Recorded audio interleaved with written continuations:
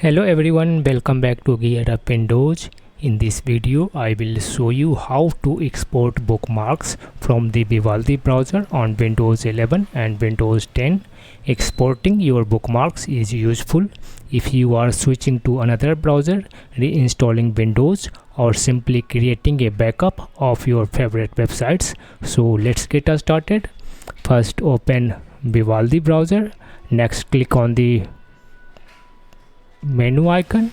After that, select file and then hover mouse over export and then click export bookmarks. A save as window will appear. Choose the location where you want to save your bookmarks. The browser will export them as an HTML file which can later be imported in Vivaldi, Google Chrome, Microsoft Edge, Mozilla Firefox, Brave, Opera, Opera GX, and many other browsers. Finally, click on the Save button. That's it.